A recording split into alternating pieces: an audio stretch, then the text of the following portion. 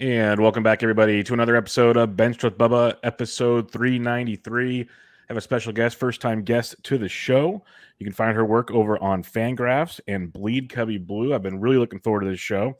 And you've probably actually seen her on Twitter because she's always at ball games. It seems like I'm jealous of the life she lives, to be totally honest with you, because like I'm like 2 hours from a ballpark and stuff, and she has 2 ballparks in her town, and she's always going to games and living the dream.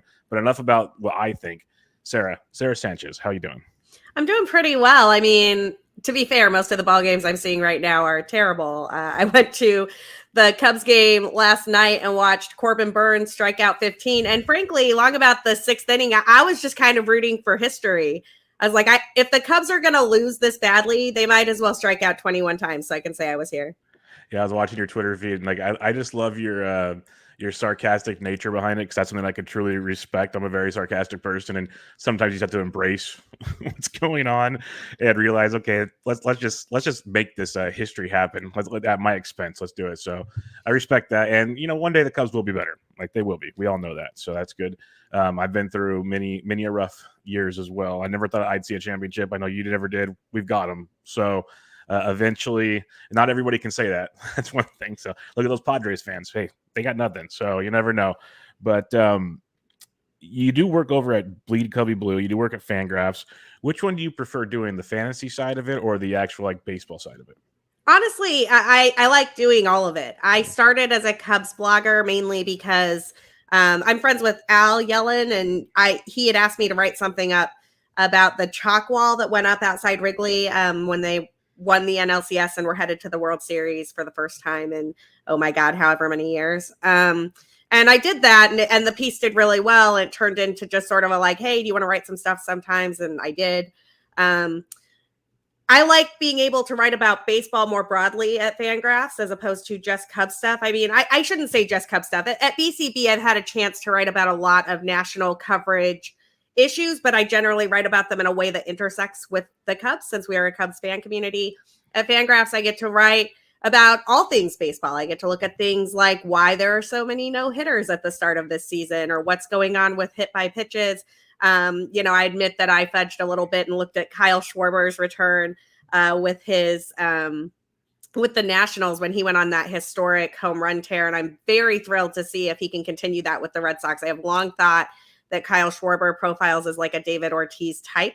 And if this goes the way I think it's going to go, he's going to go the non-tendered to big poppy stardom route with the Red Sox, which will be pretty funny. But so, I like all of it. The answer is that it just gives me multiple places where I get to do different types of work.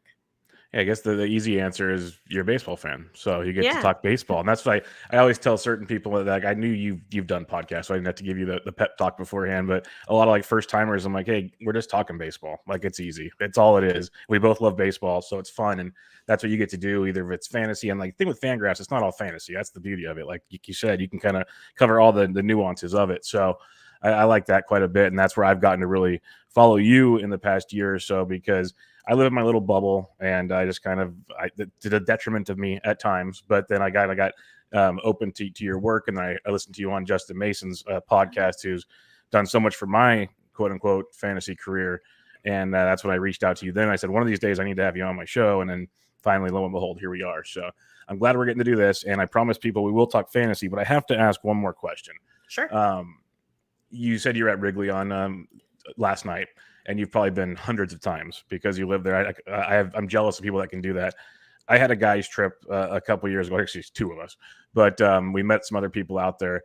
And it was a Giants week and went for like all 3 games, did the whole Wrigley thing. It was awesome. Like as a baseball fan, the first time you walk through and see it, it's amazing. Now, I want your honest opinion. Does that nuance, I can't even speak right now. Does the loveliness of Wrigley Field ever wear off on you? It doesn't. And it actually doesn't even wear off when the team is not doing particularly well. So it's wild. The first time I went to Wrigley Field, I'm from Utah originally, so I never got to see a Cubs game in person until I was literally on my first business trip after college. And I went to Wrigley Field by myself because I was just in Chicago for a business trip and the Cubs happened to be in town. It was a very bad Cubs team. It's like the 2002 Cubs, so the year before They got pretty solid in 2003. And I remember having tears in my eyes as I kind of walked up the ramp, because it really is just a beautiful sight. There's something very unique about the way it's placed in the middle of the city. I remember asking the guy at my hotel, because I'd never been to Chicago. I was like, how do I get to Wrigley Field? He's like, get off at the Addison stop. It's right there. I was like, no, like, I am not from here. I need instructions on what to do after I get off at Addison. He's like, no, you don't. I just kind of was like, I was skeptical, but he was right, because it is right there. You see it immediately. It's a beautiful, beautiful thing.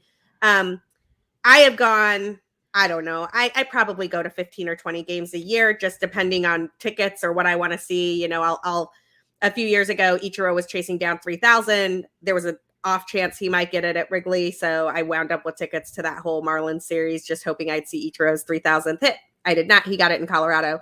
But so I just do stuff like that. And since I live in the neighborhood, it's easy. I knew after the pandemic, after not being able to step foot in Wrigley Field for a year, that I was going to walk in and cry. And that it didn't matter if the team won, if they lost, if it was a blowout, whatever, that it was just going to be the most wonderful experience. So I think that it is a special place. I think the only other baseball environment I've been in that is similar is Fenway. I lived in Boston for 6 years, so I got to go to a handful of games there. I know that that's cliche. I know that there are a lot of people listening to this right now who are like, no, PNC is great. Oh my gosh, have you been to the Giants Park? I know they're lovely places to see baseball. There's something about being in the middle of a city, knowing that you're at a field where Babe Ruth actually played, where Lou Gehrig played, where these monsters of history in the game were there as human beings. You know, Wrigley Field is the only ballpark left where Jackie Robinson played a baseball game in the park. He never played at Dodger Stadium in LA. He never got to Fenway. There was no interleague type of stuff then. It is something to behold, to know that the largest crowd in the history of Wrigley Field is the day that Jackie Robinson made his debut, and that no other baseball park saw him step into the batter's box and have a hit. So it's a lovely place. I strongly recommend it to everyone, even if I, at the moment, would like to, burn Rickettsville to the ground and wish that they would pay players. But I'm sure we'll get into that. Yes, we will. But that Jackie Robinson, like, I'm a diehard baseball fan my entire life, and I know a lot of weird stats. I never knew that was the only place he still played. That is amazing. And the attendance in Wrigley, that's some pretty awesome stuff. And I echo your sentiments, because I'm one of those guys that says I love AT&T. I call it AT&T still. They change the name every year, so it's AT&T to me. But I think it's beautiful. But I did the same thing. The first time I walked through the tunnels, we were like behind the Cubs dugout. And I walk up and you see the ivy and you see the scoreboard and like the big high rises, well, not high rises, but buildings behind it. It's, as a baseball fan, you're just like, whoa. Like, I got goosebumps thinking about it now. It was just like, it was really cool. It felt super small, like intimate. It was a really cool baseball experience. So I won't even call you a homer, because I'm like, yeah, I get it. Like, I love AT&T Park. But Wrigley was, I keep telling people, I'm like, we have to go back. Like, we're older now. We probably like experience it more. We won't be hungover all the time. Like, there's things we could do. And so I was like, let's go do this. Fenway's still on my list. I haven't pulled that one off yet, but yeah. All right. We'll talk about fantasy stuff now. We'll make everybody happy here. But I just love chatting baseball, so I had to pick your brain on that one, because I am super jealous when I see people going to games all the time. Like, I'd love to go do that right now. And you like sitting in the bleachers at Wrigley, not much beats that. But let's talk about it. Javi Bias still out with a back injury, and obviously this is not Cubs related, so it's a good thing now. But he's missed both doubleheader games on Thursday. This is an issue that's gonna, looks like it's gonna hamper him for a little while, but they won't put him on the IL. So if you're a Javi Baez owner, like, what level of concern do you have right now? Yeah, that's a great question. I actually have more concern about Javi right now than I would have when he was a Cub, for a critical reason, which is I don't trust the way the Mets use their IL system. True. I think that you saw this with Jacob deGrom earlier. I mean, I actually will take this back a few seasons to the initial, like, blaring red alarm in my head when I saw this happen. And I was like, wow, I just cannot with the Mets and how they deal with their pitchers. Do you remember when Noah Syndergaard had like arm soreness or something? And so he missed a start and they didn't give him an MRI. He goes out and pitches. And, yeah, he didn't want one. So they didn't give him one. And he winds up tearing his lat. And I was like, that is one of your best pitchers. You cannot win baseball games without him playing. I think it was 2016 or 2017. And I was just like, what kind of franchise lets the guy say, nah, I don't want an MRI. Like, I'm good. I just think that's ridiculous. So my concern about Javi has less to do with what the injury is and more to do with how the Mets will manage it. I think that if he had the exact same injury and he was still a Chicago Cub, I would be less worried about it. I think that it is not humorous, like not haha humorous, but like ironic humorous that he, people have worried about his swing for years, that his swing was going to be a way for him to tweak an oblique or tweak his back or something. He swings for the moon. He swings for the moon on everything. He swings with his whole body. You think he might corkscrew himself into the ground. It has generally worked out. This is the first time that I'm aware of that he's injured himself on a swing. But so I am concerned about that. I think that it potentially realizes a danger that was there for a while. And I don't think the Mets have proven themselves as a team that's particularly good at managing injuries. And as a Jacob deGrom owner in one of my leagues, that has been a source of frustration for me as a fantasy player. So I have some concerns about Javi Baez. I think that if they put him on the IL, we'll at least have a timeline. At the moment, it's just you're kind of hoping. And I hate it when you're doing that. Yeah, hoping's the worst. Like, just either pull the pin or, let's do something here. So I'm with you there. And I have Javi in a few leagues. And it's been very, very stressful, to say the least, on trying to manage that. And you make a good point. We've made fun of the Mets for a long time, that medical staff there. It's just mind-boggling. But you mentioned deGrom. Like, we don't have to cover it, but for people listening, they said he's supposed to have an MRI hopefully Friday because the inflammation's gone down again, so they can reassess when he can start throwing again. So that's something they've botched a lot, and most of it has come from hitting, which has been great to see as well. So, yeah. Bichette, he's day-to-day with shin contusions. Again, this is not a back thing. Back's always worried me, but shin contusions is an odd one. He played in the doubleheader, had to take the next day off because they're bugging him again. We know in Toronto that they have the turf, and the turf is never good for things like shin contusions or anything like that. Do you have any level of concern with Bichette, or is this kind of we're just going to manage him thing? I'm less concerned about Bichette. This doesn't strike me as the type of injury that's going to be lingering. So in my mind, and the way I think about injuries for my fantasy teams, there's acute and there's chronic, right? And chronic injuries kind of are the things like the reason the Javi injury potentially worries me more than the Bichette injury is because this is like a swing thing. It's something about how he plays. He needs his oblique and back and that whole area in order to be the Javier Baez that we think of him as. If he's limited in that way, he can't do a lot of the things that you would want to see him do. A shin contusion, shin bruise, whatever it winds up being, that is something that if you give it enough rest, it's going to heal. It's going to heal probably without a lot of damage. You're absolutely right about the turf issue, and that's a reason that Toronto should be careful there, but that's not a reason that he can't come back 100%. If they give him enough time, Bichette is likely going to be okay, right? It's an acute injury versus something that could be chronic. The injuries that really freak me out with my team when I'm sort of like, whoa, what is going on here, are always the ones that are, like the deGrom thing where it's like, oh, it's a forearm. We're going to give him some rest. We're going to skip a start. Now it's 10 days. Now it's more. Now it's less. Like, backs are always bad. I don't know. If we were putting this on a scale of 1 to 10, my Bichette worryometer is like a 2. That's fair. That's very fair. I like how you kind of broke it down, though, because backs worry me. Like obliques, basically muscle injuries are always concerning. Or even like Gleyber Torres messes up his thumb and they say, oh, it's going to be 10 to 20 days. Well, that doesn't help me out because that could be even more than 20. Like that's a very weird assessment there by the Yankees. Mookie Betts finally goes to the IL. They tried to play this one for a while. Like he's day-to-day. He kind of plays a game. He's hurt again. Apparently, they're saying he's going to miss more than the 10 days now because the hip's worse than they thought. So this is kind of concerning to me just for the fact that there's a month and a half of the season left. They need him for the postseason, obviously. So they're not going to risk this a ton.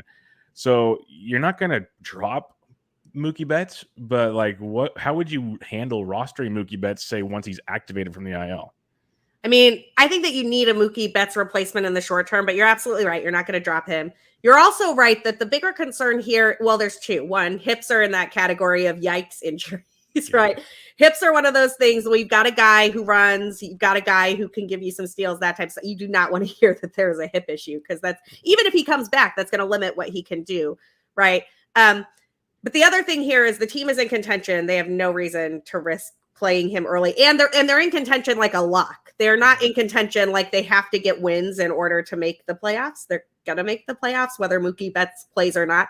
So it's much more important to them that he be fully healthy in October than that he be doing damage in late August. And I think that I would be looking at the waiver wire for replacements for him in the short term. I actually think the Cubs have a pretty ideal one there in Rafael Ortega, who I know we're going to talk about later. He's probably available in a lot of places right now, and he has been sneaky good the entire time that he has been with the Cubs, and he's getting a lot of playing time right now. But we can hold the Rafael Ortega talk. Yes, we're going to have a whole hour on Rafael. I'm a huge Ortega fan, so we're going to have some fun with that one for sure. I love what he's doing. But I'm with you. This is the hard part about coming into September now because they expand the rosters. So the worst thing is they don't have to put him on the IL at that point. They can just let him sit there and like, oh, we're going to play him Tuesdays and Fridays. And then just let him sit there. So he doesn't help you out, but then you'll have him on your bench and he's going to go and hit a home run and steal. Like, he's just going to be a pain. It's going to be a very, very big pain, but you can't drop him. So get a good replacement while you can, like Sarah said.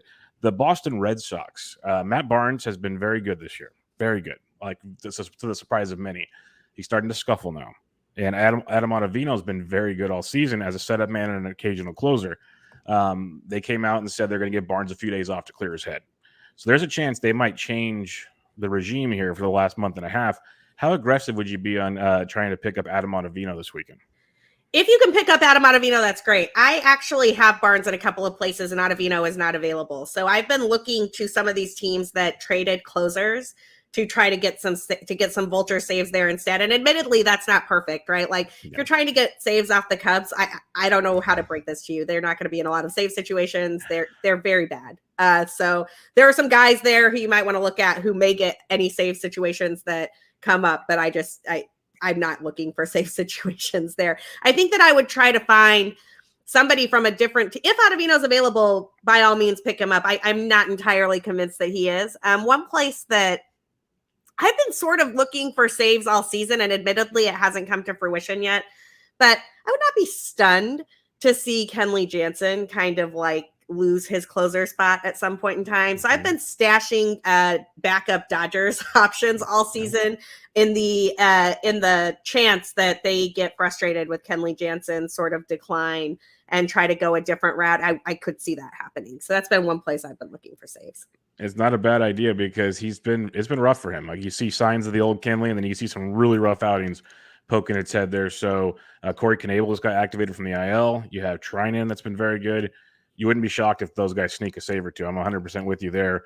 And plus, they'll have a lot of chances to get saves, unlike like some other teams. The other one I would mention is it's pretty rough in New York these days for Edwin Diaz.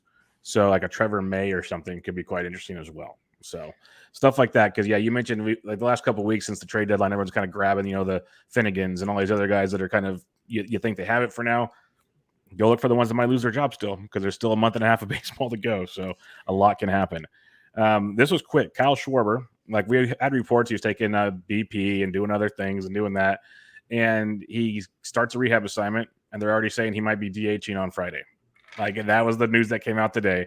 So this is going to be very interesting. They don't want him in the field yet, but they know he can hit and run. So they want him to at least be in the lineup. Don't blame them. So they're going to put JD in the outfield.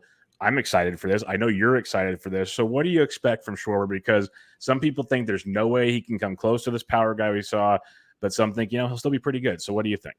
I think Schwarber is going to mash. And I have been watching Kyle Schwarber for a long time, like since back when the Cubs drafted him. Here are the things that I believe about Kyle Schwarber.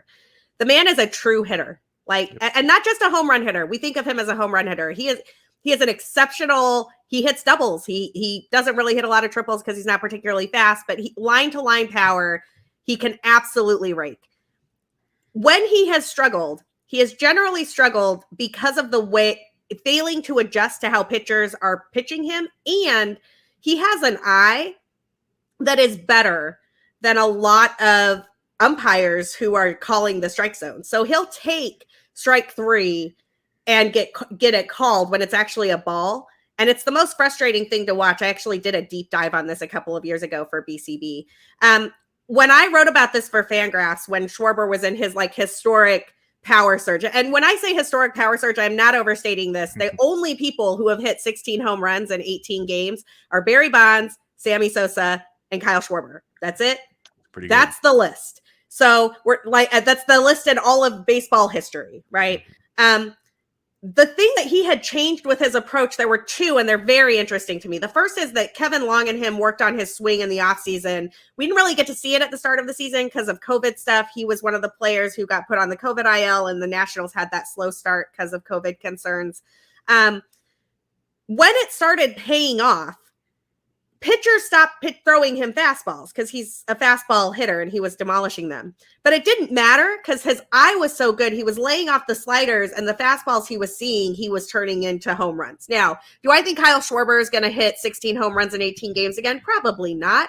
But I don't think you need him to do that for him to be an exceptional slugger for your team. And if you go back, I know he had a rough 2020. I was stunned that the Cubs non-tendered him over what basically amounted to like $1.5 million that they saved with Jock Peterson. Because if you go back to the end of his 2019, he was slashing like an all-star, like the guy he was with the Nationals. And I think if he is that dude for the Red Sox, they're going to let him hit. He is going to do a lot of damage in that ballpark. There will be a lot of hits off the wall. He's going to be able to tuck some home runs in behind Pesky's pole. If you look at his home runs and you're worried about that, you shouldn't be, because that most of his home runs are still going to be dingers in Fenway. And I'm very excited to see Kyle Schwarber hit for my second favorite team. Yeah, I'm a big fan of Schwarbombs, so I'm all for it. I was blown away, and like I'm not even a diehard Cubs fan or anything, but when I saw them sign Jock to like $7 million and then see him go to the Nationals for basically the same contract, I did the Spider-Man meme, and I'm like, what are you doing, Cubs? Like, Schwarber's better than Peterson, but you basically, in the grand scheme of it, you traded very similar assets for the same price. It's not like you saved money. So that one confused me. And secondly, one of the great points that you mentioned there out of the mini is his eye for the plate. Like, he is so good at that. That's why Joe Madden had him leading off for so long. His OBP skills are through the roof. So he can set the table. He can also hit home runs. Like, he's super talented. I don't think people give him enough credit because they see this kind of big, fun-loving guy out there, and they don't realize he's actually like a hardcore hitter. So I'm a big fan of him. I'm hoping he's fully healthy, that they didn't rush him back. It's my only concern ever for injuries. Well, and the thing about Kyle Schwarber and it's telling that this is a move that got made under the Hoyer regime and not the Theo regime. I remember reading years ago that Theo Epstein's comp for Kyle Schwarber was David Ortiz. Yeah. Now, Epstein's the dude that picked Ortiz up off the waiver wire when the Twins let him go. So he knows a little bit of what he speaks here. And it's one of those things to keep in mind. If anybody can recognize that type of talent and recognize that type of potential, I think it's the dude who had the original dude. And I just think Schwarber's going to fit in Boston. Oh, yeah. So well. I think it's going to be a lot of fun. I see myself watching a lot of Red Sox games in the future. Yeah, with the personalities they have there and some of the old players that still come back and kind of give that old school, like the Ortizes that still come back and everything, Schwarber's going to love it there. Like, absolutely love being in Boston. If they continue to make a little playoff push, that could be really, really fun. Alex Bregman, for those that have been holding out hope for Alex Bregman, another setback. So we'll see how that goes. It's just that quad injury. It's a nasty one, so we'll have to see how that one plays out. But another setback there. They traded Toro, I think, for multiple reasons, but I think they also thought Bregman would be back sooner than this. Are you trying to get the current third base situation there, or are you just playing with other options out there? I'm just playing with other options. Yeah. And Bregman's injury, for the record, is another one that worries me a lot more than some other ones, particularly with setbacks, particularly with it being a muscle injury.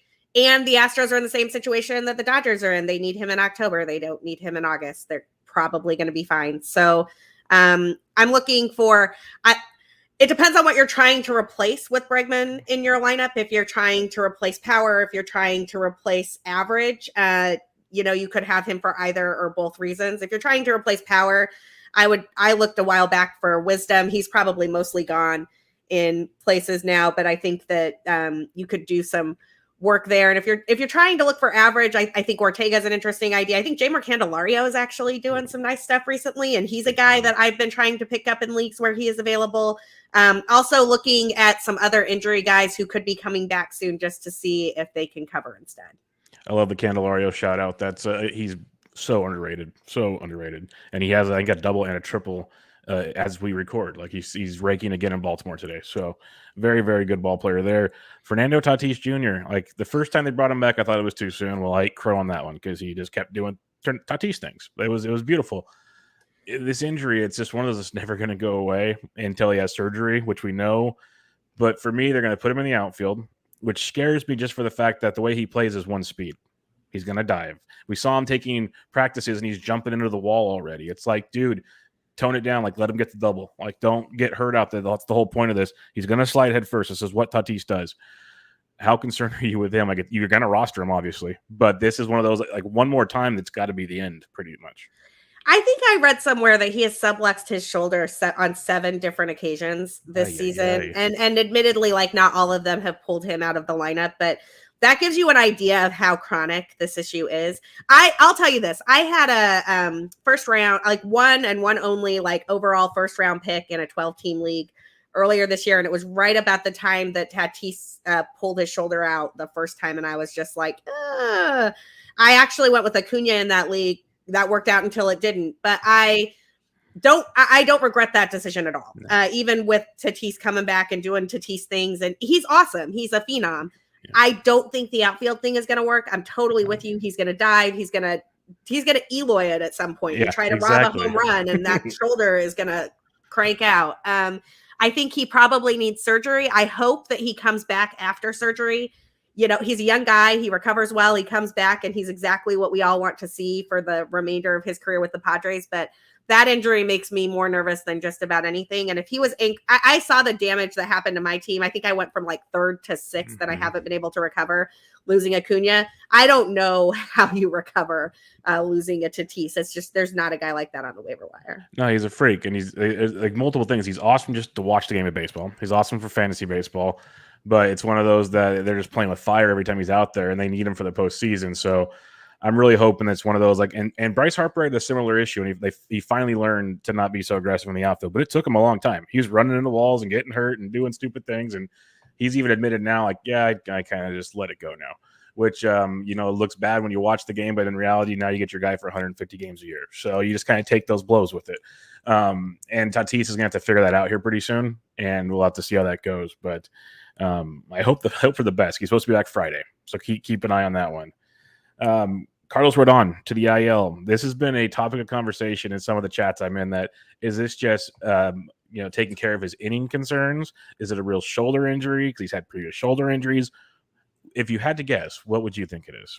I don't think this is a real injury. Yeah. I think that this is the White Sox giving Rodon a bit of rest, and they can afford to. They are running away with the AL Central, and they just got a lot better getting Eloy and Luis Robert back. I mean, they were running away with the AL Central without their 2 best players, and I'm really excited for this Field of Dreams game tonight, just so I can watch Eloy and Luis Robert do Eloy and Luis Robert things. The White Sox are a fun team to watch. They might be the most fun team to watch in baseball. The Padres are close. I think that a White Sox-Padres World Series, by the way, would be the ultimate fun swag factor. I was calling for that last year. I was like, give us that last year. On a shortened COVID year, give us those 2 teams. Like, do it. The bat flips would be incredible. Like, can you imagine Tim Anderson and Fernando Tatis Jr. trying to out bat flip each other? No one would throw at each other because they're just having fun. Like, they wouldn't take it personally. There'd be swag chains, and we could make jokes about Tony La Russa trying to act cool. The whole thing would be incredible. But I think this is just rest. I don't think that there's anything wrong with Carlos Rodon. I haven't seen anything in any of his starts that makes me feel like something is wrong with him. I think they're just trying to, hold on until now. Obviously, if you're missing a start or 2, if you have him, and that's a bummer, but I'm not worried about him. Yeah, you had to see it coming that you were going to miss a start or 2 eventually from Rodon, regardless of what happened. That was just going to be you already earned more than you ever thought you would from him. So just kind of take that one with a grain of salt. But I'm with you too, where I'm thinking it's more of a let's just let him rest. They kind of looked at the calendar probably and said, okay, if we do it here, we have a day off, we can move our pitchers around, we'll be cool. Like, no big deal. And it makes the most sense in the world because, again, they're running away with it, and you want him in the postseason because he's been filthy. Even if he can pitch like 3 to 4 inning stints, like, it doesn't have to be the long-term starters. Go throw gas for a trip through the lineup and strike them all out or something. He can do that right now. So that's a big plus for a team like the White Sox, especially after they added Kimbrel and Tepera and some other pieces. Like, their depth in pitching is ridiculous now for the postseason. So you brought up Kimbrel. Oh, sorry. No, it's fine. Go for it. You brought up Kimbrel, and I just have to say, I am stunned they're not using him in a closer position right now, because Kimbrel is Hall of Fame, filthiest Kimbrel that he has ever been. And I really think, and I get it, Liam Hendricks has also been awesome. And I am stunned that Kimbrel is not getting closing situations with how good he has been. I actually think he's been worse in a non-save situation role because he just doesn't get amped up as much. And of all the places for him to land, that might be the single worst place for Kimbrel to land. I wanted the Red Sox to get him. I thought that he would have done a lot of good to help them. That this Barnes situation that didn't work out. I don't know. I miss seeing Kimbrel close. Yeah, I'm with you. As a guy that has him rostered in many fantasy leagues, I had him and Hendricks in so many leagues, and now I have them on the same team. It's so much fun. But I'm with you. He was ridiculously filthy this year, and Hendricks is good, so it's a tough decision. Like, I was just shocked more than anything when they made the trade. I'm like, whoa! Out of all the teams to go to, like, I get it. You basically have a two-headed monster back there, but it's still an iffy situation because you said he's been kind of not as good in the non-save situations. And that's been a thing for years with these guys. They're wired different to close games. Like, you see some guys that are great in the seventh inning, you give them a couple chances in the ninth, and they fold. It's a different beast in that ninth inning, regardless. And you put them in a different atmosphere, that maybe the adrenaline's not going. I don't know, but it's interesting. I was shocked by that trade, very shocked by that one. So we'll see. Let's discuss a couple of your articles and some other players in general that are kind of topics of conversation these days. And one of the articles I was looking at was your article on Trey Turner.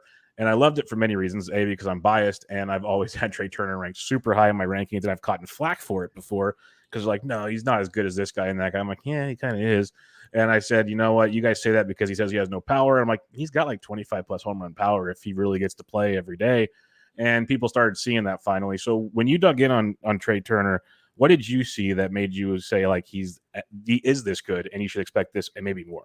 Well, it's a couple of things. I was looking at the leaderboards, and, you know, we spend all this time in 2021 talking about the shortstops who are going to be free agents, right? So we spend a lot of time, Javi Baez, this, that, and the other thing. Carlos Correa, this, that, and the other thing. You know, Corey Seager, this, that, and the other. And those guys are all good. So this, to be clear, I am not dissing any of those players. Mm-hmm.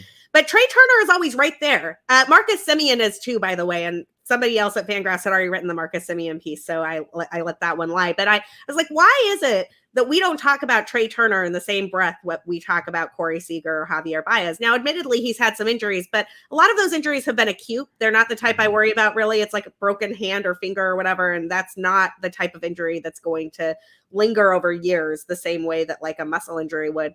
But the second thing is that Turner really changed his approach and how he hits over the last year. And again, this is a Kevin Long thing. And, you know, I think the Nationals hitting coach might be one of the best weapons in baseball. He's the same guy who kind of took Kyle Schwarber to the next level. That's the same guy, incidentally, who was with the Mets when Daniel Murphy went through his launch angle revolution. And everybody's like, whoa, where did Daniel Murphy come from? I think that Kevin Long is a really, really good coach. And I think that the way he worked with Trey Turner, if you look at his spray charts, you can see that he now has power to all fields.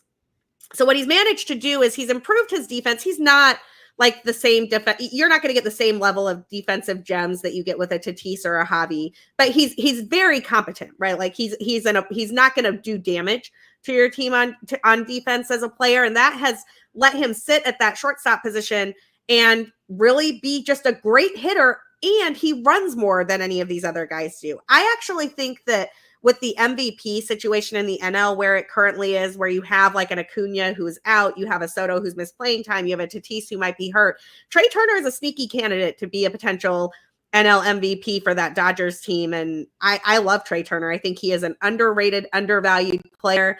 I want him on every team I have. I'm probably hurting my ability to get him on every team that I have with this segment. But yeah, I had a lot of fun digging into how he's improved his hitting. Yeah, no, I love everything about it because you've nailed so much of it. He's people were like saying he couldn't hit with power and stuff, and he was so young. Like, he's still developing as a ball player. Now you mentioned you put Kevin Long with him, which helps tremendously, and the numbers have just skyrocketed. Even in the years where he had 19 home runs, like in 2019, he only played 122 games because he had that, like you said, acute kind of fluky broken finger off a bunt attempt. Like, these are things that aren't his fault. Imagine if he plays 25 more ball games. We are talking 25 home runs probably. So it's a big thing. His average has always been good. He's going to run for days. So I'm a big fan of him.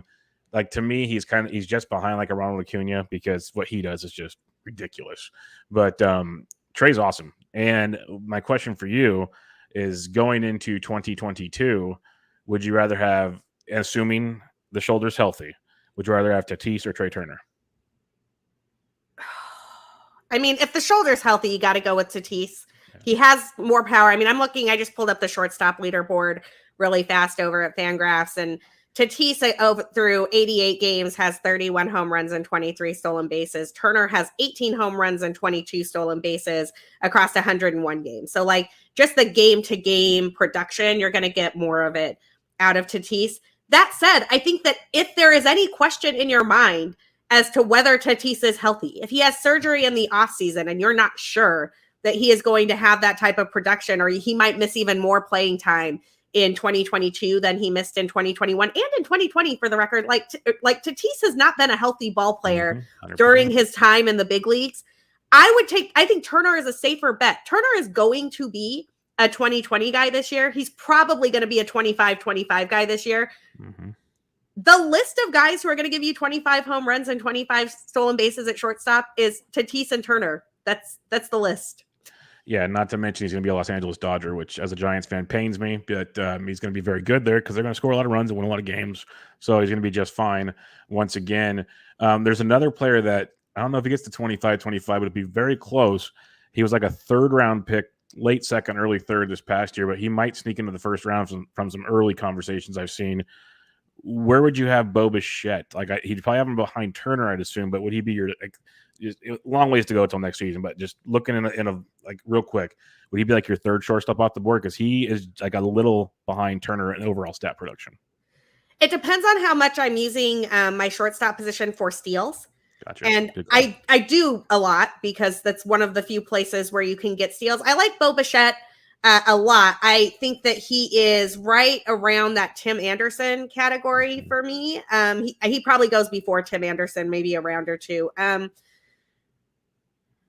I don't know about third off the board. The other person that I think gets really underrated in this conversation is Xander Bogaerts. 100%. And so third is really hard for me because I'm kind of looking at Xander there and I'm like, I don't know. That seems kind of mean to him. He's been really good, although he doesn't give you those bats. So yeah. So if you're looking for stolen bases out of shortstop, then Xander can't be third off the board.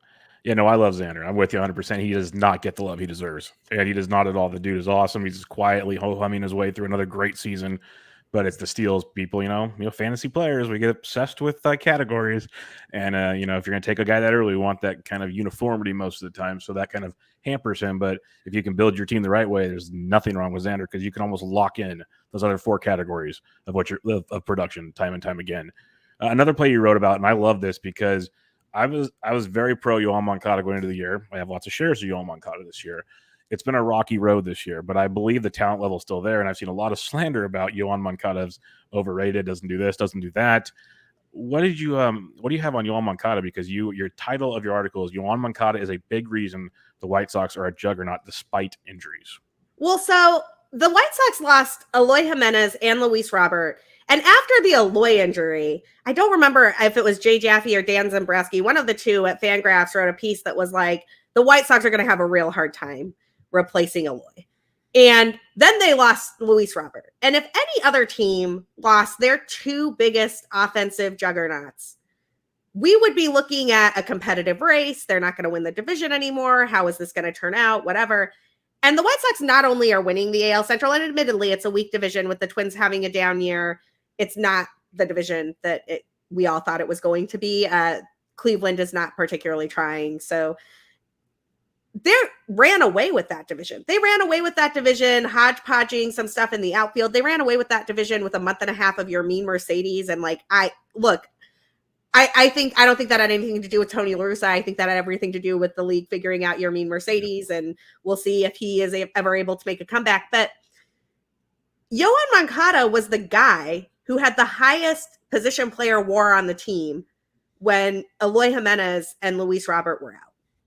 You've got Yasmani Grandal having a real weird season doing this, I don't get hits, but I hit home runs and I get on base, so I'm still worth a lot thing. And then you have Yoan Moncada. That is sort of the value core of what the White Sox are getting. They obviously have some other great players too. Jose Abreu is a great player. Tim Anderson, who we were just talking about, great player. But the guy who was leading them in WAR was Yoan Moncada. And he's doing it hurt. He's dealing with some nagging injuries, and he was trying to figure out, and he did a great job of making sure that they stayed in their run production stayed up while they were without their big boppers, while they were without the guys who were really driving force behind their offense. Now that they have those guys back, I would actually think that Moncada is going to get a little bit of time off to try to heal whatever has been ailing him and to try to get back to his regular approach. The other thing that's super interesting about Yoan Moncada is he's almost too picky. He's a player who you would like to see swing more. And he started doing that, right? So we've had a couple of different writers look at his zone and chase rates, and he was striking out a lot looking at things. And he doesn't do that this season. This season, if there is a pitch down the middle, he is going to swing at it. Now, that doesn't mean he's always going to do damage on it, but he has managed to put that all together for a WOBA of 341 and a WRC plus of 119 in a season where he's not at his healthiest. And I think that that's a type of player who really gets overlooked a lot. I think he's still very, very young. I think that he's the type of guy who is probably going to be a little undervalued in fantasy drafts next year. He's not a flashy name. He doesn't rise to the top of those leaderboards. And I like Yoan Moncada a lot. And he plays for a great team where he's going to score runs and drive runs in. Yeah, I'll get suckered back into him again, is what I'll call it, because I believe in the talent. He's 26, as you mentioned, still very, very young. That team is very good around him. I'm not saying like, oh, what could he have done with Eloy and Lewis Robert still there? But what could he have done with those two bats around him, not having to kind of carry the load like you're saying? So I am very curious to see how he finishes this season, how he goes into next year. I already thought he was getting drafted too late this past year. I think it only goes later now after the season because everyone's like, look, he only has 10 home runs. He only has 3 stolen bases. This was a guy we used to kind of promote as, 20, maybe 20 homers, 15 to 20 stolen bases. He was the next big thing coming out of Boston before he got traded to the White Sox. And it's kind of, he's been hampered by injuries. And that's just kind of been a tough one. He had COVID last year, and he was one of the few that spoke out like he could barely breathe at times. And that's kind of scary thinking, okay, he's still out there playing and he has no energy and can barely breathe. Like, that's just awesome, guys. Like, this is not a way to play baseball. So, yeah, I think he's going to, each year away from that's going to help. And whatever other nagging injuries he still has, I'm very, very intrigued to see what Yoan Moncada can do going forward on this White Sox team, which is going to be a juggernaut for a few years at least. So that'll be fun to see. All right, let's go to the next guy, the big guy. This guy, I was so happy when he came back. I know you were too. I've seen you tweet about him. I think every night at least it's a home run. I see something from you. Eloy Jimenez is absolutely a joy to watch as a baseball fan. Like I call him a kid because to me he is a kid, but looks like a kid having fun playing baseball, which is what this is all about in the end. It really is about just having fun playing baseball. He's got like 2 or 3 buttons undone. He's got chain upon chain. You mentioned the swagger. His hat's tilted. He's running around the outfield. You can tell he does not want to play the outfield. He's like, yeah, I'm just out here because I have to be. And then when he hits, the thing about Eloy that I love so much is people just associate him with power. He's one of the better batting average guys you're going to find in baseball as well. Like, he's a pure hitter, which is not what like you would expect. Okay, he hit 30 bombs, hit like 250. No, that's not what he does. So what's your thoughts on Eloy? Because we're going to get about another month and a half of him. And where do you think he could finish the year, like, production wise? I absolutely love Eloy Jimenez. I think that, I understand why the Cubs did the deal for Jose Quintana when they did. Eloy was just outside of the heart of their window. They thought they were going to chase down another World Series championship in 2017. They needed pitching. Quintana at the time looked like the type of guy who could give you a lot of innings for cheap. He actually profiled a lot like John Lester. Like, I understand every reason the Cubs liked that deal. I hated that deal when it happened. I felt like I had been punched in the stomach as I was walking back from my lunch. I remember I was walking back from my lunch break on LaSalle and a friend texted me about it. And I was just like, not Eloy. Like, I was devastated by that deal. I think Eloy is the natural. Like, if you've ever watched the baseball movie, The Natural, I think Eloy is the natural. I have literally seen him when he was in the minor leagues hit a home run that took out a light. The dude is a pure hitter, like you were saying, and he loves the game. Playing in the AL, he can DH a lot. He doesn't have to have these injuries that he gets running around the outfield. He's not a good outfielder. I mean, like, let's just be honest. I think my favorite play from 2020 was the play where Eloy is like standing in left field and Luis Robert runs over to get a ball that like it should be Eloy's ball by all rights, right? Like, that's Eloy's ball, and he's just standing there not moving because he knows his job is to not move and let Luis Robert get the ball, right? Eloy is so fun to watch. He, like you were saying, he's a great hitter. I think the power, obviously, we all know the power is there. I was just trying to pull up actually what his rest of season projections look like, because I actually think they're probably a little low for what he is actually going to do. If you look at the rest of season depth charts projections from FanGraphs, they have him hitting 10 home runs and slugging .532 with a 362 WOBA. I think that he's probably going to surpass that. I wouldn't be surprised to see 12 to 15 home runs from Eloy. I mean, he just had back-to-back 5 RBI games. The man is an animal, and he has not been able to play baseball for so long that he's just letting all the joy out on the field, and it's great. Back-to-back 5 RBI, not to mention back-to-back 2 home run games. Like, the dude he's something else. He really is. I love watching him play. You mentioned the natural. Well, where they're playing tonight, those lights look pretty low, so that could get interesting there in at the Field of Dreams facility there in Iowa. So I love Eloy. I absolutely love him. The question I have for you is, you look at his skill set, and obviously it's a different position, but you're getting average, you're getting power, so the runs, RBIs, homers, all that, no stolen bases pretty much. To me, he profiles very similar to Vladimir Guerrero Jr. from a fantasy perspective. Who would you rather have in a draft next season? For positional reasons, probably Vladdy. I think but that's a tough call. I generally tend to want the infielders over the outfielders, just because I think that it's harder to fill those spots with high quality offensive guys. I think there's a lot of outfielders who can give you some home runs, can give you some average, can do those types of things. I need to check actually, what is Vladito's positional eligibility at the moment? I believe next year it'll be first base only, because I don't think he's done any. He's not going to have the third base anymore. No. Oh, that makes it tougher, because first base you can get some mashers.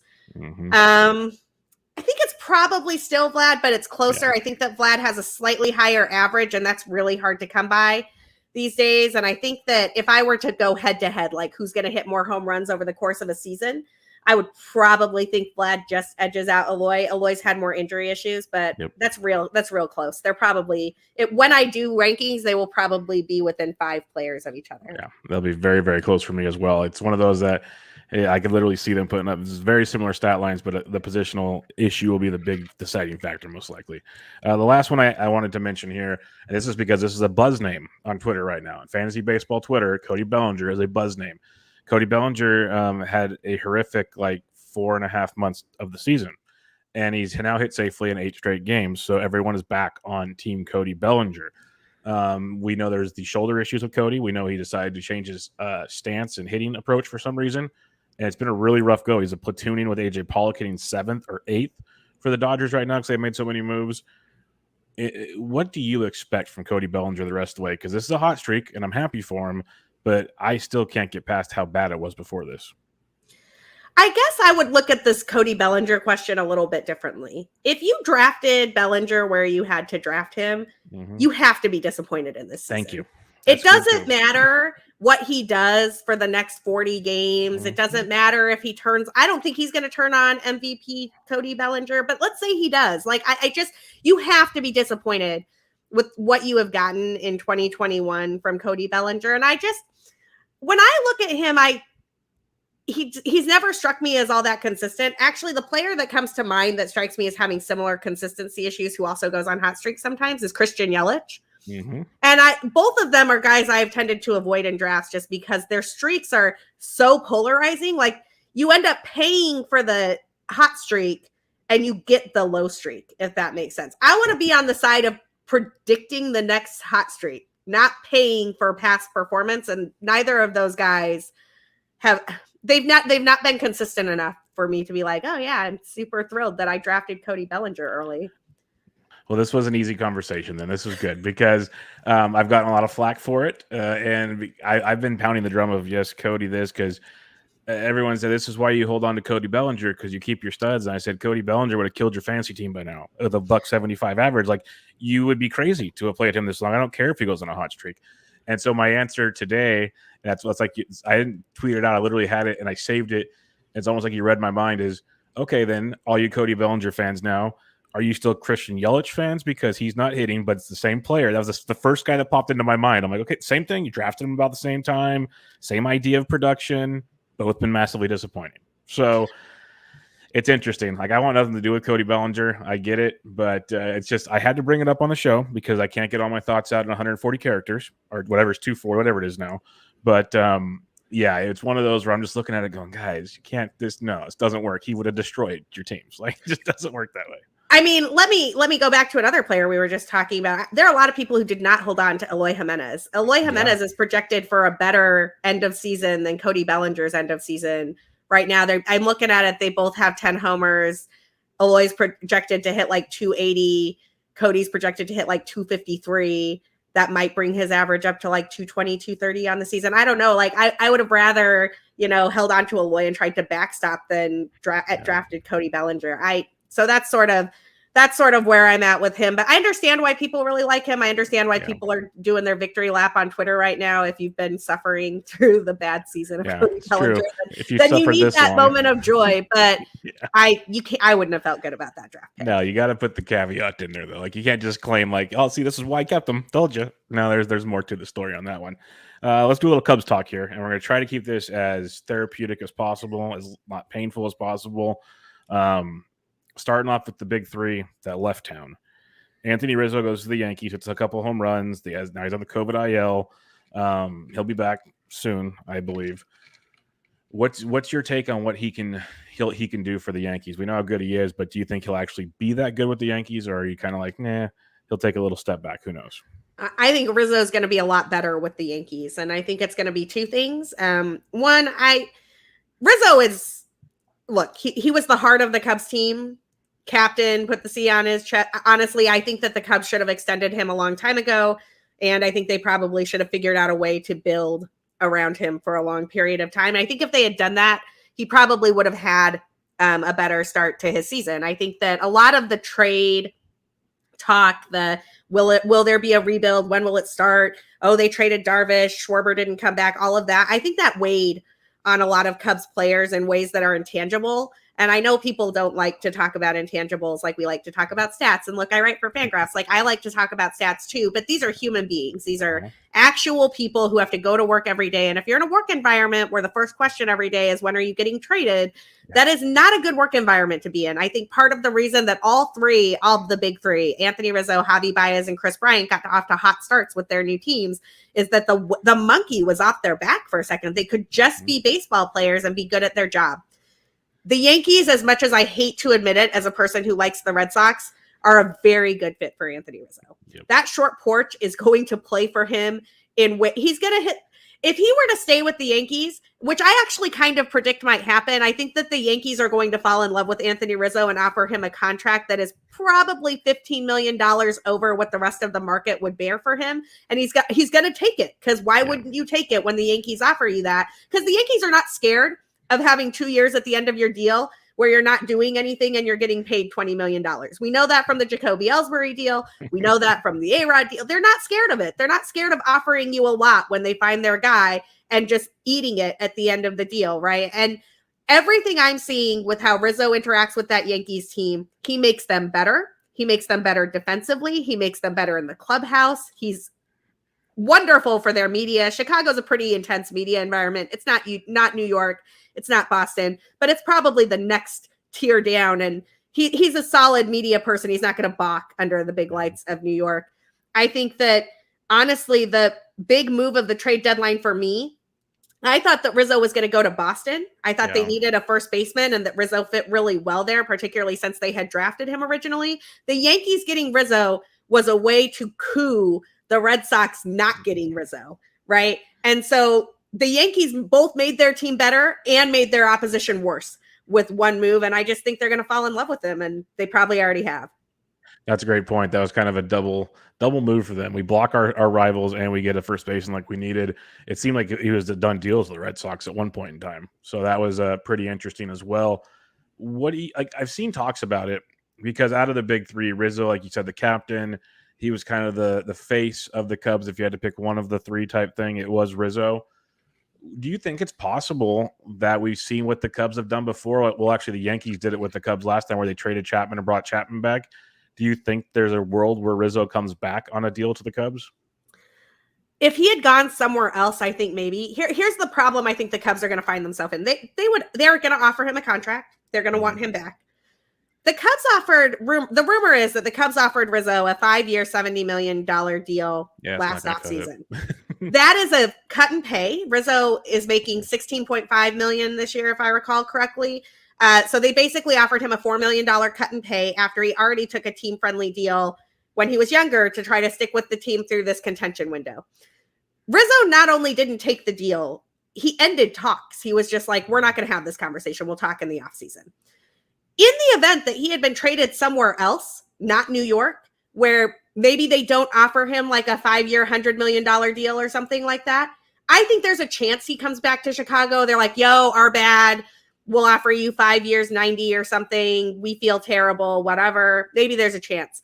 But I don't think they're going to get that chance now because I think that the Yankees fall in love with Anthony Rizzo and offer him more than anybody else will. And the Cubs aren't going to match that. They're not looking to spend right now. Everything that the Cubs are doing says they're trying to be as thrifty as humanly possible and just hold on until 2023 or 2024 when the like Brennan Davis, Braylon Marquez core type of hits and gets ready, and then they'll try to spend again. I would not be shocked, depending obviously on what happens with the CBA and how things get rehashed out there, to see the Cubs with just a pitifully low salary in the next couple of seasons. They, every time Hoyer talks about this rebuild, he acts like, oh, I don't know. It's not a rebuild. It's a retool. We're not really sure.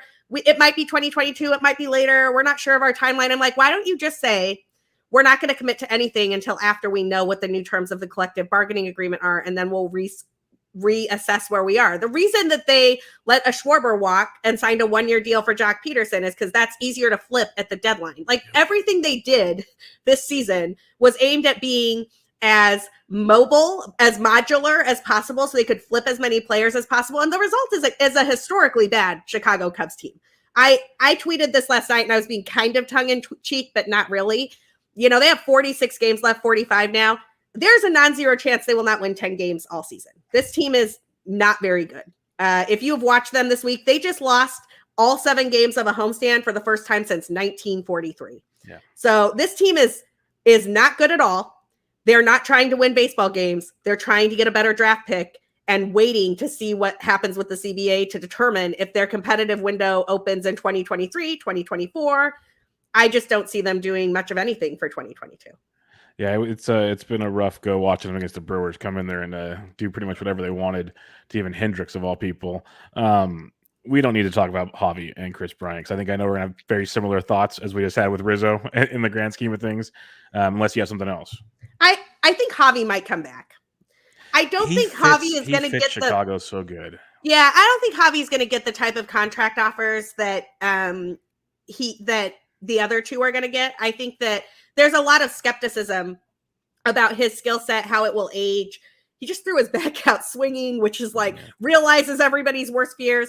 I think that Javy fits Chicago very well. And I've actually been saying for a few years now on my podcast, Cup of Cubbie Blue, if you're interested in hearing my Cubs takes. I've been saying for a few years now that there's 2 beating hearts to the Chicago Cubs, that there was a Rizzo heart, like the Bryant Rizzo heart that everybody wanted to sell you on MLB Network and everything. There was also a Contreras Baez heart, and they weren't planned for. Those were Jim Hendry acquisitions. They weren't supposed to be there. Contreras was left hanging in the Rule 5 draft in 2015. Anybody could have picked him up. Javi's been kind of back and forth as like, oh, he strikes out too much. We don't know. He's so flashy. El Mago. I think that there is a way for the Cubs to build around a Javy and Contreras core to lock both of those dudes up for the next 5 or 6 years. You could get Contreras right around a Sal Perez type of deal, and that would be totally legitimate and affordable. Yeah. You could get Javy, I think, probably for like 7 years, 160, 180. Both of those seem affordable enough to me. And even if Javy can't stick at shortstop, I think he can move to second or third when like an Ed Howard is ready, or a Christian Hernandez, or one of the many teenagers they got for you, Darvish, all of whom play shortstop apparently, except for one, I think. One of those guys is going to be a shortstop someday, and on that day, Javier Baez can be the best third baseman in the league.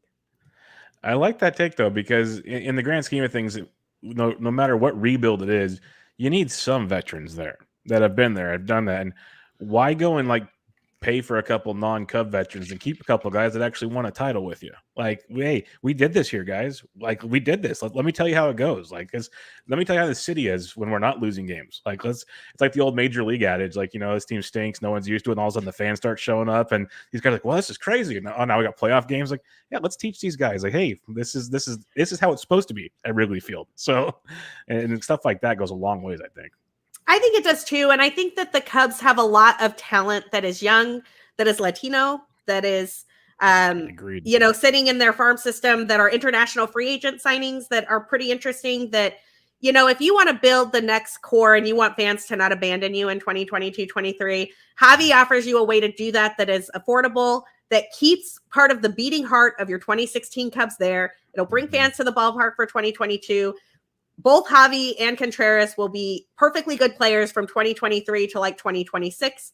And you wind up in a situation where you got Brennan Davis out there. You got Miguel Amaya backing up Contreras. Maybe Contreras at some point moves to first base so you can spare his knees, keep his bat in the lineup, and Miguel Amaya is your catcher now. You got Nico Horner out there. I mean, there's some interesting things that could happen, but they're, 2 seasons away. Yeah, I'm with you there. And you mentioned all the Latin pieces they have. I think that's a very good point. I've mentioned it with the Giants in the past of why they've kept certain veterans around and stuff. You look at the farm systems, and if depending on each team's farm system, that's a huge thing because, like you mentioned, the off the field things with the monkey on the backs of those 3 guys. We look at these young players that are coming from Latin countries, and you throw them in this mix with no one to lead them and show them like, hey, this is how we do things. Like the thing with the White Sox, you had to go with Eloy and Lubob and them. They had Abreu there. Yes. To literally just under my wing, let me show you guys how this is done. That's tremendous. Like that's worth more money than you can pay a guy for that. Like that's so huge to make life so easy and comfortable for them. And like, hey, you want to know where to go get Cuban food in this town or something? Instead of like, hey, all we got's this McDonald's over here. Just let me make you feel at home a little bit. It goes a long, long ways to making things better. So it's understated how important that is. I agree. And I think Bryant is gone. I think Rizzo is gone, like I already said, but I think there's a way for the Ricketts to do a rebuild here around Javi Baez contract that keeps fans like me from being completely brokenhearted for 2 seasons. I don't know that I trust them to do that, but they could. Well, I hope that happens, but I'm going to pull up my listener questions because they're going to coincide with the rest of this Cubs section here. So we're going to talk Rafael Ortega. And Yancey wants to know, does Rafael Ortega stick at leadoff the rest of the season? And what do you think about his playing time in the future? Because I've gotten ridiculed because I'm a huge Ortega guy. I've added him in a lot of leagues, full support. And I think he's a part of the future, but I don't know the Cubs like you do. I get ridiculed because he's 30 years old, and that's not going to help them right now. I think it helps him for a couple of years maybe. But what's your thoughts on Ortega? I think Ortega absolutely sticks at leadoff, and I think he absolutely sticks for the short-term future, for like 2022. Look, Rafael Ortega is not supposed to be here. Rafael Ortega has rest of season projections that show him batting 255, 320, 402. And yet, through 158 plate appearances, what he's done instead is 331, 382, 517. There are 2 components about this that I think are important for people to keep in mind when you're trying to consider, is this like actual, like he can exceed production, or is this we missed something? The first is that he's the exact type of player that gets missed on prospects lists. He's a little too old. He's not the next guy up. He didn't have a clear path to the majors. The reason Rafael Ortega is here is because when the Cubs had a whole bunch of hamstring injuries, when they actually looked like they were contending, I think that like Jake Marisnick went down and Jason Hayward went down and Nico Horner went down. It was like a back-to-back-to-back type of thing. David Ross needed a bat. The Cubs offense, as I've written about at FanGraphs before, has this boom and bust quality to it. And the reason for that is they had too many 3 true outcome guys and not enough guys who were going to get hits in between those 3 true outcome guys, right? So they load the bases with walks and then just leave them standing there. It was it was really frustrating to watch. Ortega was the guy that David Ross got when he said, I just need the most professional at bat in the organization. So the most professional at bat in AAA comes up and he's slashing 331, 382, 517. And he doesn't look like he's getting beat on anything. He looks like he's adjusting just fine. And I think that he's just somebody that scouts have missed. I think that he's somebody that he was a little too old. He didn't project as being a major league player. He projected maybe as being quad A or whatever. And he's getting his shot at the show and he's using it. And until the league figures him out, until they figure out what his hole is and they start exploiting it, he's not losing his job. There's nobody coming to take that job, right? The Cubs aren't exactly trying to win a ton of games in 2021. So Rafael Ortega is one of the bright spots in a lineup that can really get you some fantasy value.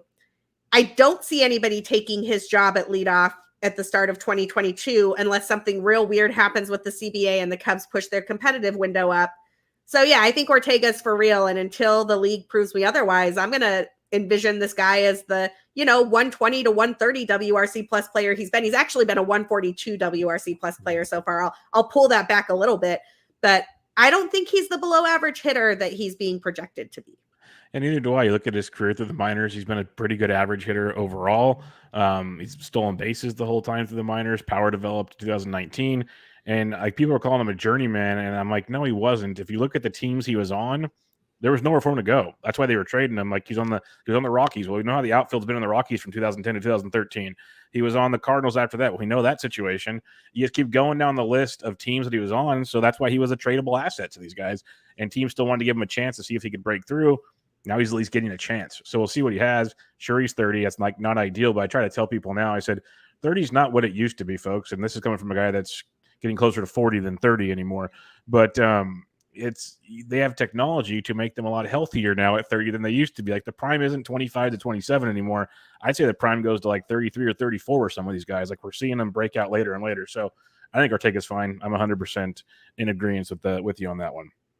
Yeah, I also think that you have to think about how old someone is based on how much wear and tear they've had at their position and how many shots they've had. Like it is one thing if you're a 30-year-old player, you've been playing like 600, 700 plate appearances each season. Like that is different than he hasn't done that, right? Like I think he had, 500 plus plate appearances in 2019 between AAA and MLB. But prior to that, he really hadn't hit 500 even and before, like after 2015. So I think that there's something to be said for he doesn't have as much wear and tear. And the other thing that comes to mind here, and I keep this in mind a lot when I'm drafting players or when I'm looking at players who are exceeding expectations. Rob Arthur had this really great piece in Baseball Prospectus last summer that looked at the fact that black and brown players are worth like 1+ WAR more than they're projected to be out of the minors. And that's a systemic bias that is built into scouting that is not to say anything bad about any one team scouts, but that they project lower when you look at their minor league playing time and their minor league positional and how they're used and a whole bunch of other things than they do when they actually get to the major leagues. And it's a fascinating article. People should go back and read it. I think it was last July or last June, Rob Arthur, Baseball Prospectus. But if that's true, then that means that when you're looking at a player who's been undervalued, and the one that I always think about with this is I remember when Juan Soto came up and Juan Soto just nobody thought that dude was Ted Williams. Nobody. Nope. I listen to a lot of fantasy baseball analysts. I read a lot of prospect reports.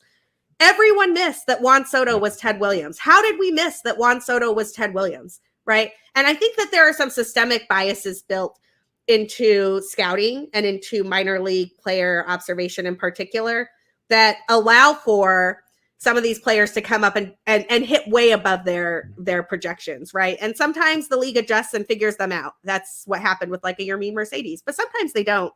I'm not saying Rafael Ortega is going to be an all-star. If he kept these numbers up, he would be, but I don't think he's going to be. But I think he's good enough to stick at leadoff for a Cubs team that just really is quite bad. Yeah, 100% agree. And that's an interesting, let's go check out that Rob Arthur article. It's very intriguing. And I could see kind of that because you go to like minor league games and I look at guys I'm watching and I'm like, he looks a lot better than I'm reading on, the prospect headlines of whatever website you want to look at. So it is kind of interesting. And the Juan Soto thing is a great point because I made the joke if Victor Robles was not hurt at that point in time, we never saw Juan Soto. He'd still be in the minor leagues that year. He only came up because Victor Robles was hurt. So let that one sink into how the scouting process takes place there. Another Cub that's getting regular playing time now is Frank Schwendell. He's hit safely now in 9 of his last 10 games. Went deep again on Thursday. So the first baseman, the big boy, has got some pop. What kind of fantasy relevance do you think he holds going forward this year? Well, he's going to have a lot of playing time. So he's got that going for him. I mean, I think that all of the names that are on this list, when I was looking at them, I'm like, well, here's the thing about these Cubs names. Are you excited about Frank Schwendell on your waiver wire? Probably not. But if you need a first baseman who's going to get playing time, who is not rostered in a lot of places, he's got that, right? Like, he is going to be a guy who's going to get a lot of playing time. I think he's less exciting than like an Ortega because he doesn't have the same upside. I mean, he's got a WRC plus of 92.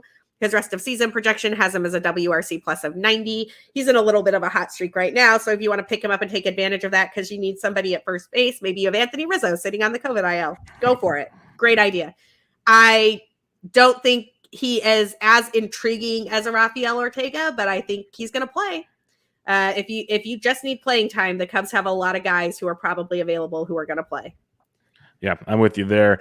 And I'm in those deep leagues, I put like dollar bids out on them this last week just because I'm desperate in certain spots, so I could see the appeal. But I also wouldn't be shocked if you get like a 10-game hitless streak coming up as well. Yeah. So keep that in mind. Patrick Wisdom jumped onto the scene with home run after home run after home run, hit the skids, as that was definitely not going to be sustainable. But again, regular playing time's coming his way. Carlos Marcano asks, please, a lot of Patrick Wisdom talk. So what's your thoughts on Wisdom going forward?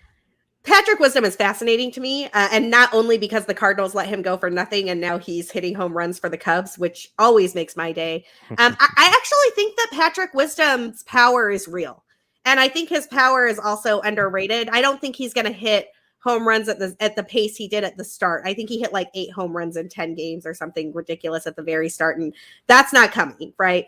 But since then, he's hit 9 home runs in 50 games. He's leading all rookies in the NL in home runs. He hit another one today, and I think he has 17 and just over 200 plate appearances, if I'm recalling correctly. So Patrick Wisdom can rake. The problem with Patrick Wisdom is that Patrick Wisdom strikes out a lot.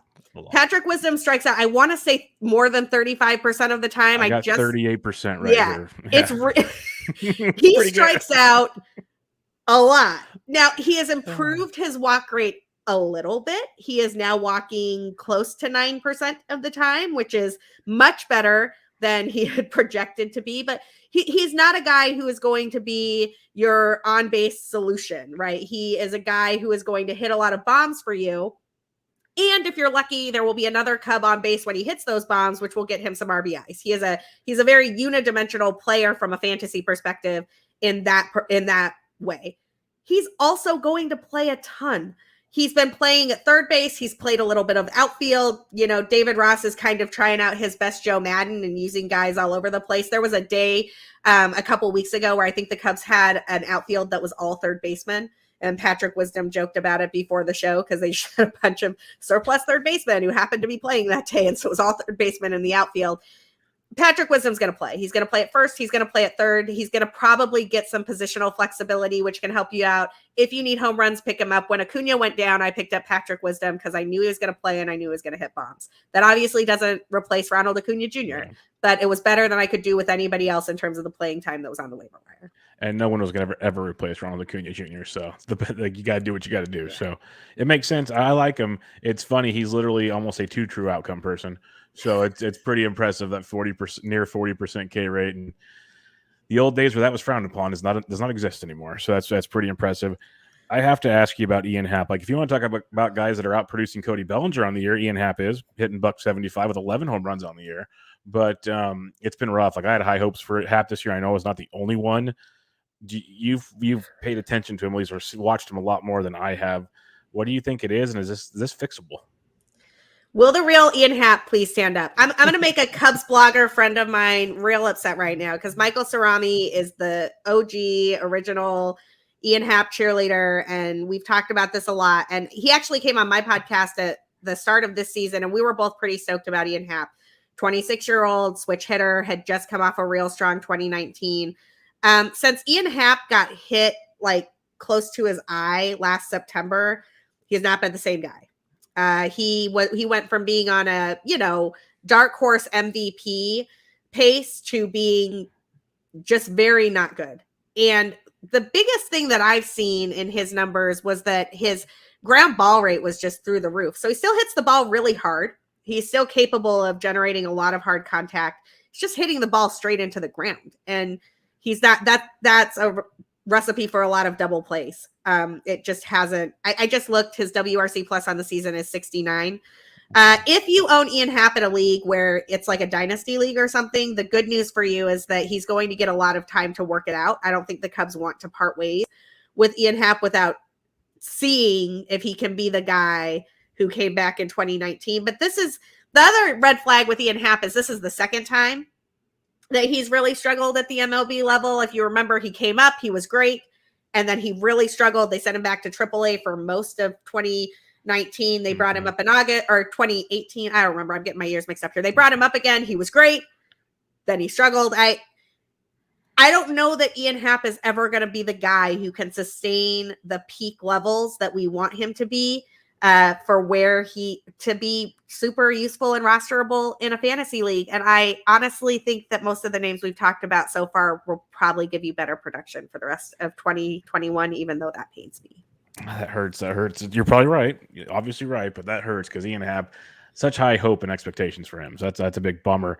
Let's talk about the bullpen. We talked about Kimbrel getting traded earlier. Tepera's gone. Chafin's gone. It looks like Rowan Wick is back from the IL now. Do you see him being the closer? You wrote down Manny Rodriguez as a player of interest. If you look at roster resource on FanGraphs, it's Wick, Hewer, and Rodriguez are all three listed as closers. So how do you see this one playing out the rest of the year, even though, like you said earlier, there might not be a lot of chances to begin with?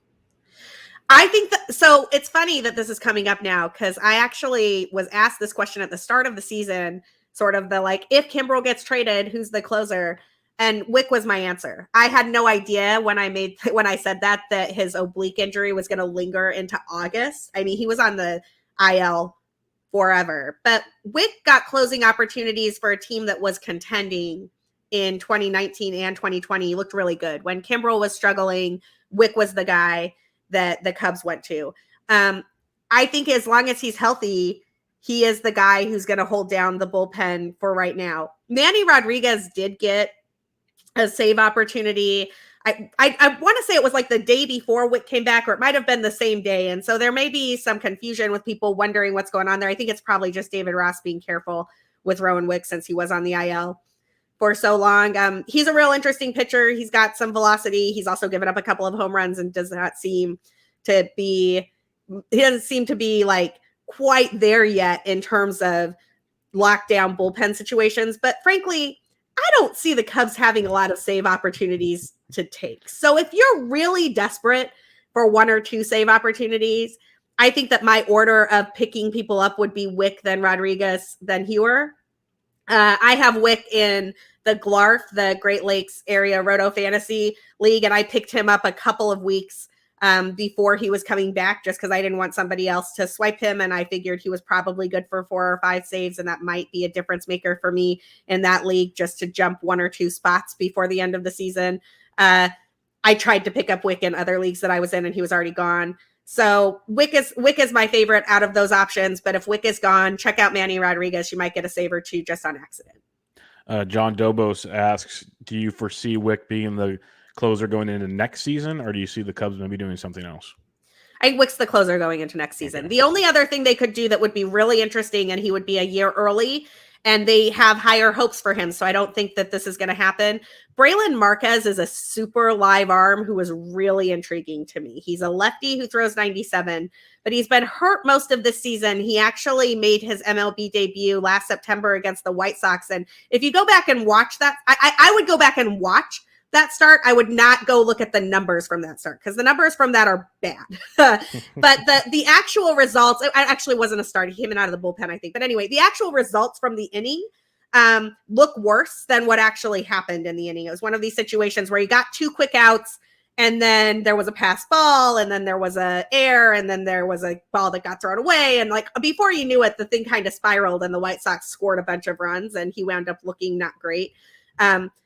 But the stuff is live, and the arm is great. I don't think that the Cubs will bring him up in a bullpen situation because they're not contending. So they have an incentive to let him get better in AA, throw as much as he can in AAA, and then bring him up along with their competitive timeline in like 2023, as opposed to risking anything by giving him major league experience in 2022. But Braylon Marquez is another real interesting name in their system who – if you're in a super deep league, you're looking to stash some guys who might be interesting in a couple of years. He's one that I like. Always like a little deep league stash for those dynasty players out there. Last name we have written down here is Robinson Torinos, who's going to get some regular playing time with Wilson Contreras' knee sprain. They say the knee sprain shouldn't be that bad, but why rush him back? What are you doing? So you interested in Torinos for the next few weeks? If you need playing time and you don't have somebody else on the waiver wire that you're looking at, I should, preface this by saying I actually just picked up Yan Gomes in a league that I'm in where I have Contreras, because I figure Yan Gomes is a better backstop there and probably has higher offensive upside. But Torinos has been good. We're going to get to see what he gets to do with playing time. And he has been I think he is the 6th or 7th backup catcher that the Cubs have brought up this season. The backup catcher spot for the Cubs has been like cursed since they let Victor Caratini go as part of the Yu Darvish deal, which again, 3 years of Victor Caratini, and you're just like, no, we don't need that. Like, he's such a good catcher too. Are you sure? Because I think you do. I think you do need that. Robinson Torinos is going to get playing time, and Robinson Torinos is not terrible at a position that oftentimes is terrible for offense. So if you need some at-bats there and he's available on your waiver wire, pick him up for the next 2 weeks and then drop him when Contreras gets healthy. All right, last listener question we have here from J-Dub the Gamer. He asks, with Morel on the horizon, what do we expect from David Bote his playing time in 2022? Injuries have not helped his trade stock, and they're not short on infield types.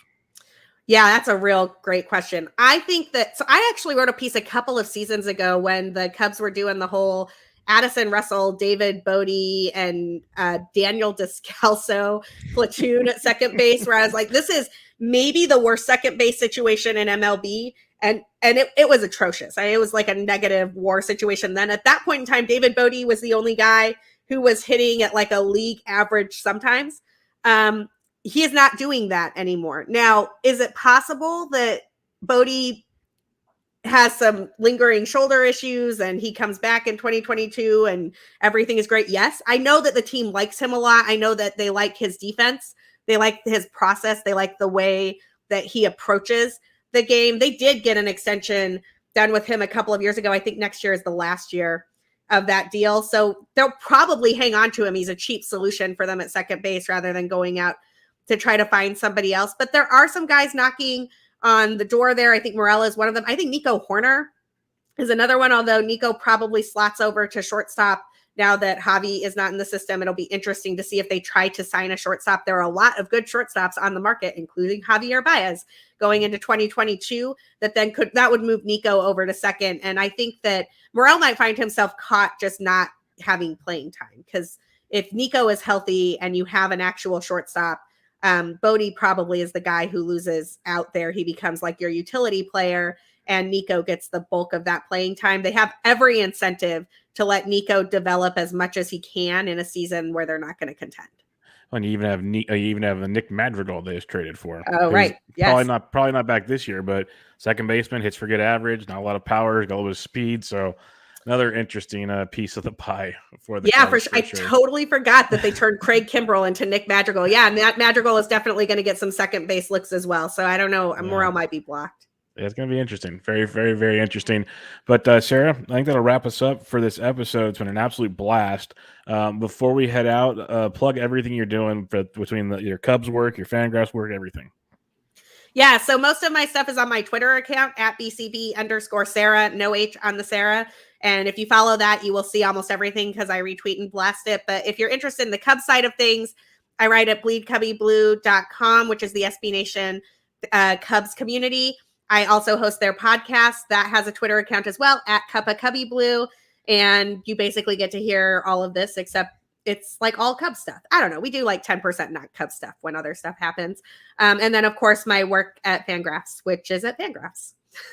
Well, it's awesome stuff you're doing. It's been great getting to kind of follow you from a distance, to get to know you that way, and now getting to chat with you. So I've had a great time talking Cubs and baseball with you, and I look forward to doing it again sometime. Yeah, absolutely. This has been a total blast. Well, thanks again. Everybody, make sure you follow her on Twitter at BCB_Sarah with no H. But this was Bench with Bubba, episode 393. Catch you guys later.